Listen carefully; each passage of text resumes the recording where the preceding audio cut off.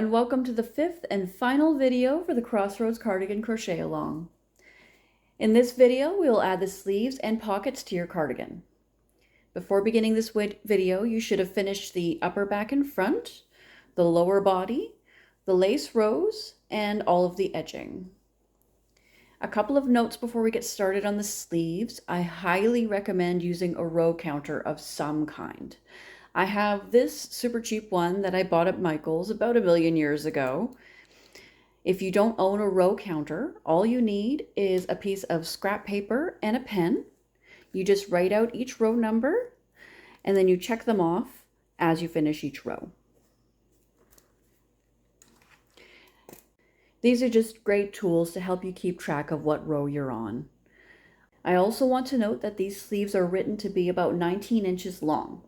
If that length doesn't work for you, if you need them to be longer or shorter, then you can add or subtract rows at the beginning of the sleeve.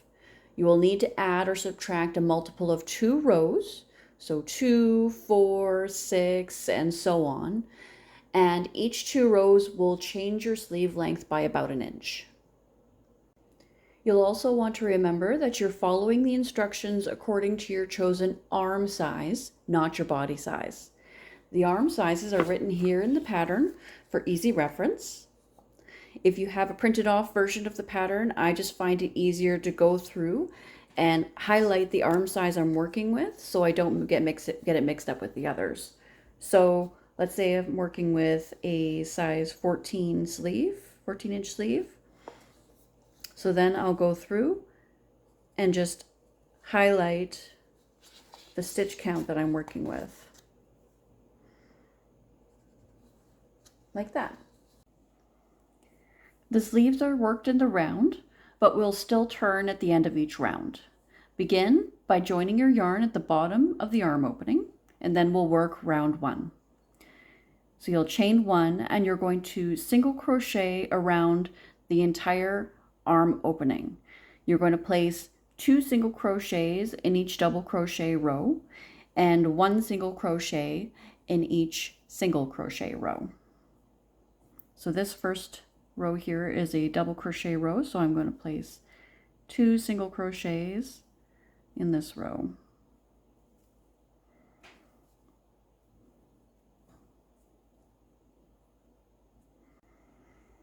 Okay, and once you've gotten all the way around, you're going to slip stitch to your first stitch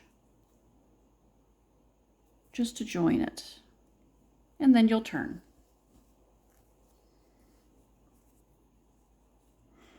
Now at this point, we're going to place a stitch marker to mark where our halfway point is.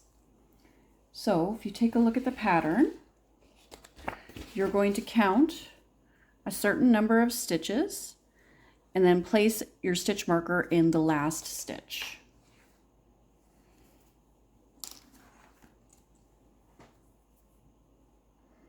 So I've got my little stitch marker here, and I'm just going to place it in that last stitch.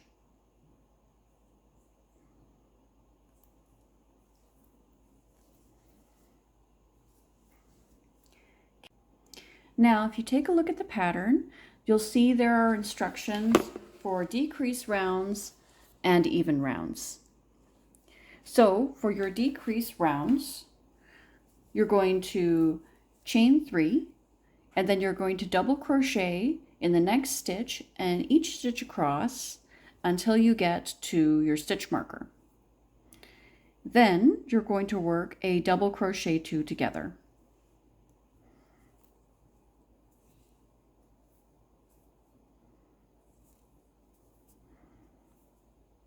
And then once you do that, you'll want to remember to remove your stitch marker and replace it back into the stitch you just worked. So you've moved it up to your current round. And then you're going to double crochet in the next stitch and each stitch around until you have 2 stitches left before the end of the round. And now that you've worked around and you have 2 stitches left, you're going to work a double crochet 2 together over those last 2 stitches. Then you will slip stitch to your first stitch, which is the chain 3, and you'll turn. And that's how you do a decrease row.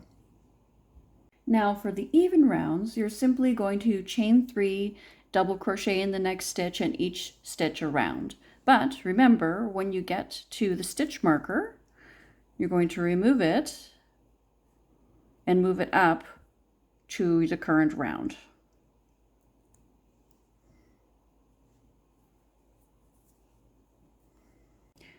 Now that you know how to do a decrease round and an even round, you can work the sleeves. If you take a look below, I've made a simple table that outlines the instructions for each sleeve size for each round. Blank boxes mean that you are working an even round. Boxes with an X in them mean that you're working a decrease round. Over on the right side of the table, you'll see the final stitch count for each round. Now, if you find this chart a little bit too complicated, don't worry, I gotcha. I have also written out the instructions for each round underneath the chart. Just make sure that you only follow the instructions marked for your size. So for example, row 2 says that sizes 20 1/4, 21 1/2, 22 1/2, and 23 1/2 all work a decrease round. All of the other sizes work an even round, and you'll see your final stitch counts listed here below. So now you can continue working your sleeve rounds, and once you have finished, then we can work the cuffs.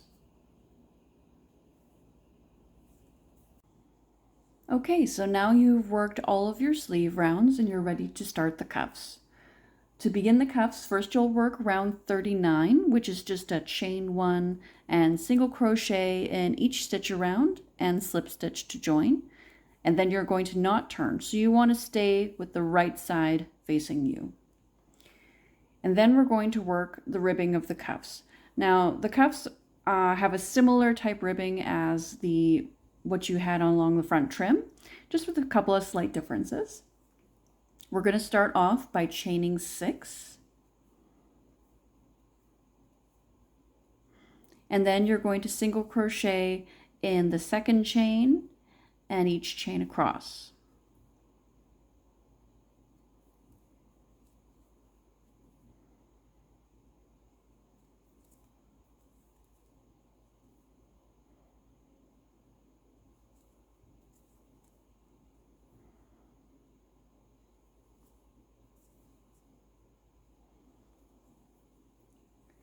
Then you're going to slip stitch to the first stitch of the sleeve, which is the stitch that you chained from. That's this one right here.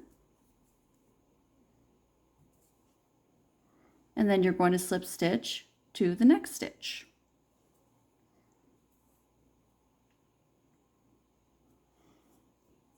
Okay, and that's row 1 of the cuff. Now you're going to turn.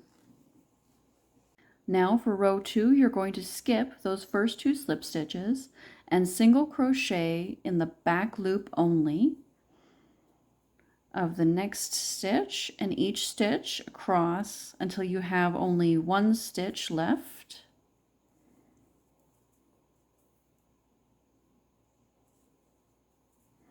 And in that last stitch, you're going to single crochet through both the top loops.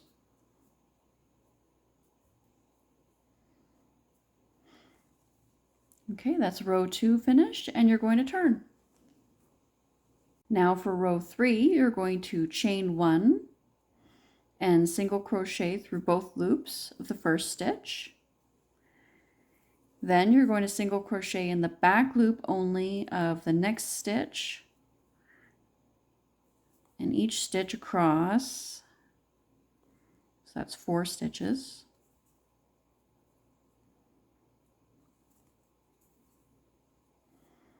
Then you're going to slip stitch to the next unworked stitch.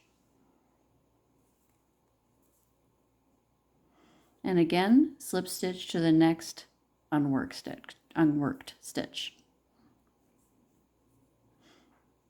And that's row 3. And now you're going to repeat rows 2 and 3 around the whole sleeve edge until all of these sleeve stitches have been worked. And you're going to want to end on a repeat of row 2. Okay, so once you have worked around the entire sleeve, ending on a repeat of row 2, now we're going to close these edges of the cuff. You're going to turn so that the wrong side of the cuff is facing you. And you're going to slip stitch these closed, working through the bottom bar of your first row and the back loop only of your last row.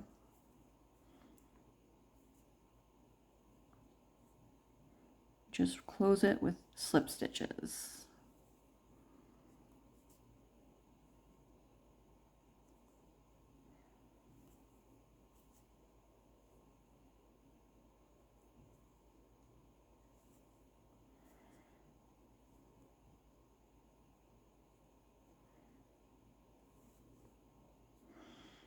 And then once you're done, you turn the cuff right side out.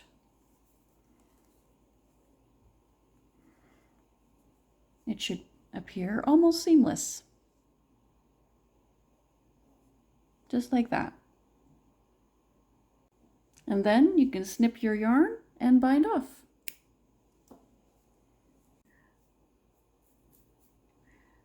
So next we're going to create our pocket inserts. You're going to want to start off with a long tail. You're going to use this to sew up the bottom of your pocket later. And then you're going to chain 40 and you're going to slip stitch into the first chain to form a ring. Next, you're going to chain 3 and you're going to double crochet in the next chain and each chain around.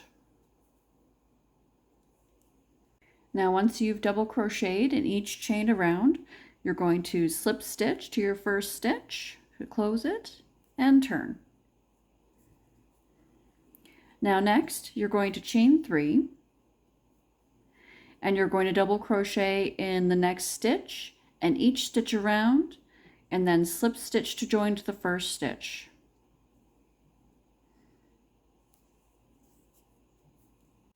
Okay, so that's round 2 completed.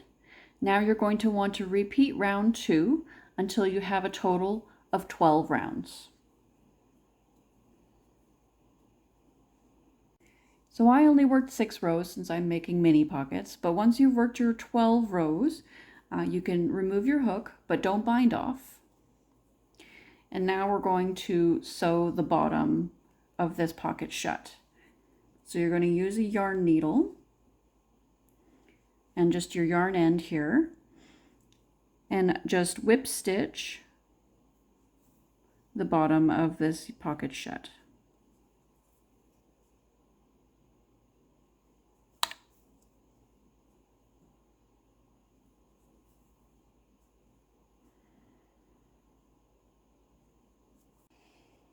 Okay, so once you've finished whip stitching the bottom of your pocket closed, you're ready to add it to your sweater. Now, if you like, you can just bind off with a long tail and use that to whip stitch your pocket to the opening, or you could attach it using slip stitches like I did, and I will show you how to do that next. All right, so first you're going to lay your pocket down, and then you're going to place your sweater over top of it with the right side facing you and the pocket opening lining up with your pocket. Next, you're going to stick your hook through the first stitch of the front of the pocket opening, and you're just going to reach on through and grab that working loop of your pocket and pull it through. And then tighten it up. Pull some yarn out just to make life a little easier on you. And now you're going to slip stitch this side of the pocket to the front of your opening, working through the right side of your work. So you're going to work through both loops of the sweater and both loops of the pocket insert. And you're just going to slip stitch to attach the insert to your sweater.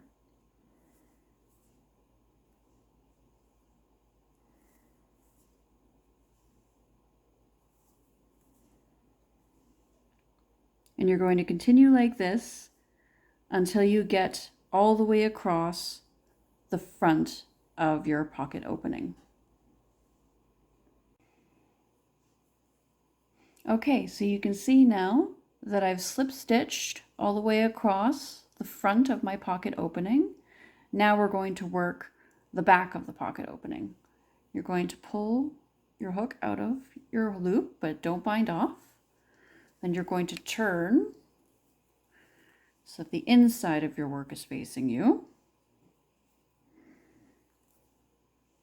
Pull your yarn out so that it's easier to work with. Put your hook back through the loop and tighten up. And now you're going to slip stitch the back part of this pocket opening to the sweater with the wrong side facing you.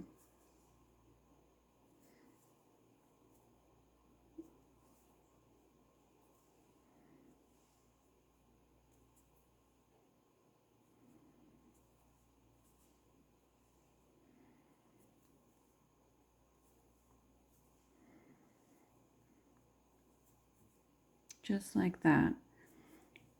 So you're going to work just like that all the way across until you've finished adding your pocket insert to the sweater. And then you're going to bind off. And there you go. And you can see that the pocket is securely attached to the sweater now. And the slip stitches give it a nice clean look. Now you just have to do the other pocket, weave in your ends, and you're done. When you've finished, be sure to take a picture of your masterpiece and post it in the group. Everyone who posts a finished project gets entered into the draw. I'll be picking 3 winners, and each winner will get their choice of any 3 patterns in my collection.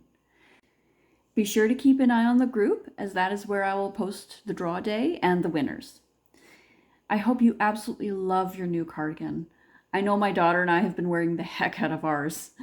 I've loved seeing everyone's work in progress and your lovely words of encouragement.